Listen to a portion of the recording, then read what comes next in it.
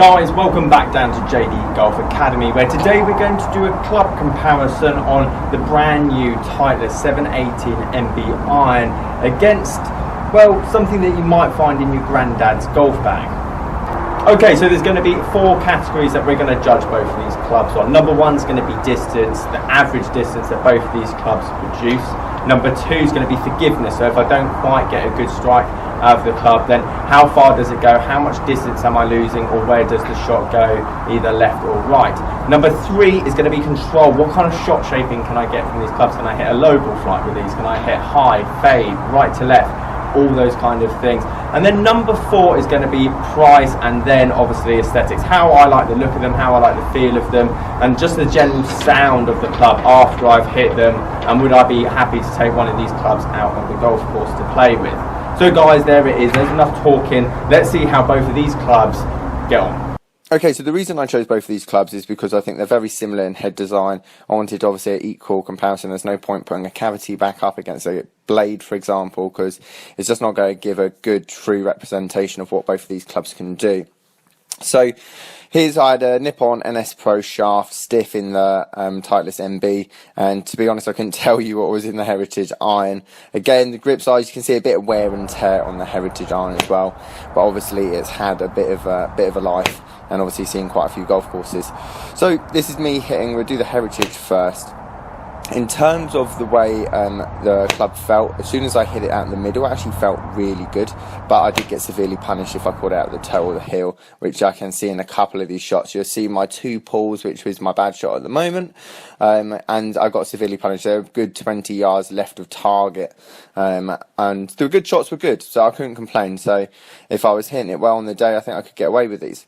In terms of the stats, you can see average carry distance 160 with a 7-iron, which I say is pretty decent, it's okay. But the spin rates really varied. You can see a couple of 4,000s and then all the way up to 8,000. So in terms of control, I didn't necessarily feel like I was in the driving seat with them. But when I did hit a good one, I think it was consistency. So in terms of that, I thought the club was pretty good, obviously, if I hit a good shot. Now, I found an automatic difference with the MB iron. As well as hitting the good shots, this thing absolutely flew. But if I didn't quite catch it or didn't hit a half decent shot with it, I didn't get anywhere near as punished. And all of a sudden we'll see the stats here. Again, we're seeing my couple of bad pull shots, again giving a good representation of my game, but nowhere near as far left of the target. And you'll see in the stats why that is. If you look at the spin rates now, they're all very equal. They're all around the 6,000 mark. Again, giving me that kind of consistency that I need with my game. Obviously, carry distance is massively up now. I'm now averaging 175 with my 7-iron. And again, just overall, it felt a lot more comfortable. The sound felt great, and the feel just felt great off the club face. So, shot shaping. So again, Heritage Golf Club. Now, because obviously the spin rates I found were obviously a bit different with this in terms of where I was hitting it out of the club face, it was a bit more difficult to shot shape with this.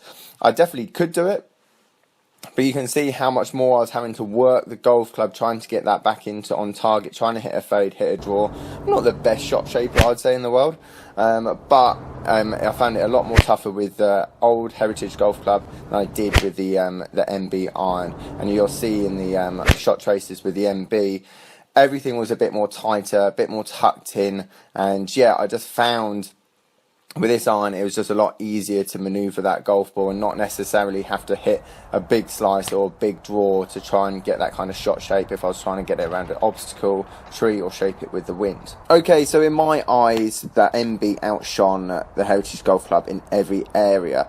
But when it comes down to £1,000 difference from a set of 4 to pitching wedge, is it that much of a difference to be worth it? And honestly, that is completely down to you and how much you play. If you're playing once a month, then no, do not spend £1,000 on a set of irons. However, if you're like myself and I'm playing 4 to 5 times a week, competitive golf, then yes, it's maybe an investment that over the course of the year is definitely going to save me some shots.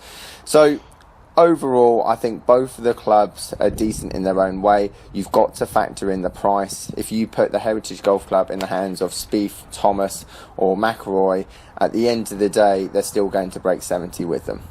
Guys, thank you ever so much for watching this review. If you liked it, give it a thumbs up. As always, please subscribe, and I'll catch you guys later.